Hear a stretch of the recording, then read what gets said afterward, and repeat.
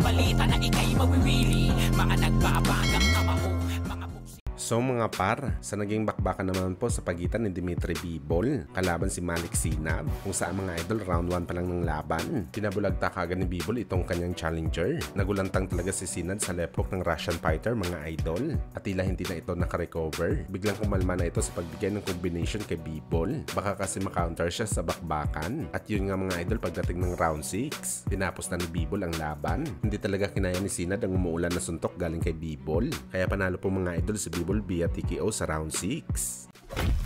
Samantala sa naging bakbakan naman po mga idol, sa pagitan ni Neckball kalaban sa Raymond Ford, kung saan mga idol matagumpay po nakuha ni Neckball ang panalo sa isang close decision. Sa naging tema ng laban mga idol, sa mga unang round kumamada kagad si Neckball, halos pulbusin nito si Ford hanggang sa round 6. Subalit pagdating naman sa second half ng laban mga idol, bumawi si Raymond Ford at pinadugo ang ilong ni Neckball, at pinagpatuloy niya ito mga idol hanggang matapos ang laban. Pero sa scorecards naman ng mga judges, lumamang po si Neckball ng 1 round sa 2 judges, at isa lamang ang kay Ford, kaya panalo po si Neckball mga idol via split decision, at siya na ngayon ang bagong WBA featherweight champion.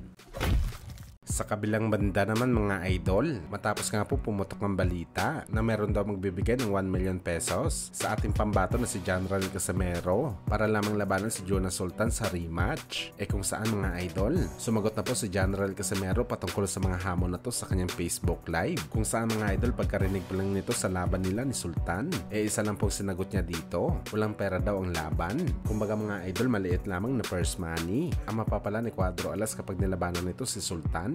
Sabi kanina sa live, Sultan versus Cuadro Alas, abati ka.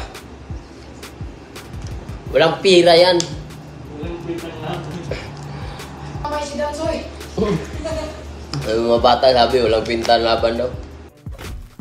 Samantala pareho naman mga idol, naging reaksyon ng utol ni General Casimero na si Jason sa magkahiwalay na live sa channel naman ni Kuyang Joseph. Ano yan ni Coach Jason mga idol? Ano ba daw mapapala ng kanyang utol na si Cuadro Alas sa paglaban nito kay Sultan? Bukod daw sa walang belt ito na hawak, wala pa daw ito pera.